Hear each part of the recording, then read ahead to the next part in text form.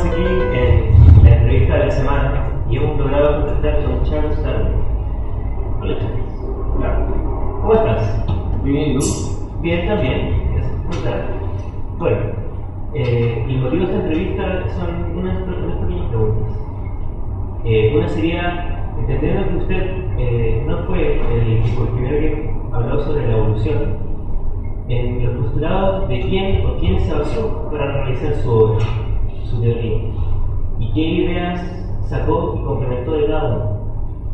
Bueno, es correcto lo que tú dices. Yo no fui la primera persona que habló de evolución. El término evolución, bueno, el concepto de evolución era un término que ya venía acuñándose en Europa desde principios del siglo XIX, debido a que existía un clima positivista, por decirlo de alguna forma, de pensar, en que la gente quería buscar explicaciones tangibles acerca de nuestra existencia.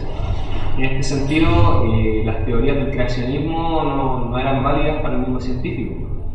Entonces, el término evolución era uno de los términos que se estaba desarrollando. Mi abuelo, por ejemplo, Erasmus Darwin, ya era una de las personas que había hablado de ello. Jean-Baptiste Lamarck también era otra persona que habló de evolución y habló de características que van adquiriendo las especies concorde al paso de generaciones.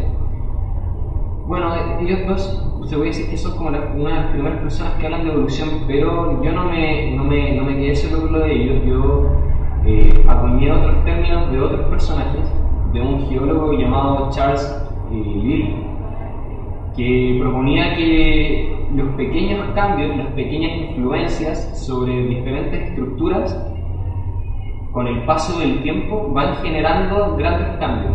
Así, el viento sobre un cerro, la lluvia sobre un cerro, la nieve que cae sobre un cerro, a lo mejor en 2 o 3 días no va a generar un gran cambio, salvo que sea una aluvión, una catástrofe mayor, pero con el paso de los años, 100, 200 años, va a generar un cambio que es importante.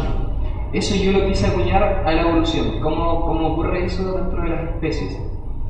Y se complementa mucho con la idea de Thomas Malthus. Malthus proponía que nosotros, como especie humana, crecemos exponencialmente a lo que nosotros mismos podemos desarrollar para mantenernos a nosotros mismos. Entonces, como hay un crecimiento exponencial frente a lo que nos puede mantener, tiene que haber una competencia entre ciertos grupos de individuos para sobrevivir.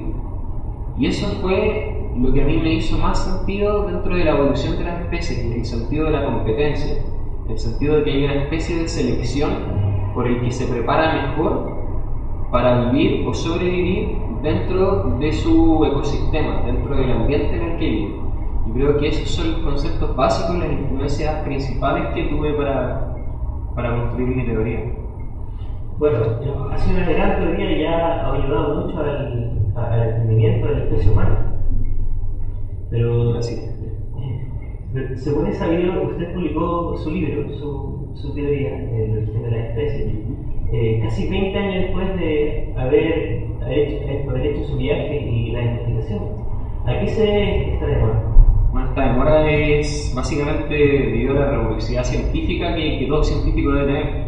Yo era muy joven cuando comencé a construir esta teoría en unos viajes que hice por Sudamérica, y la verdad es que no quería publicarla de inmediato. Necesitaba corroborar ciertos datos, estudiar con tranquilidad, estar yo tranquilo del estudio que hacía respecto de toda la taxonomía, de toda la clasificación de especies que fui estudiando con el tiempo.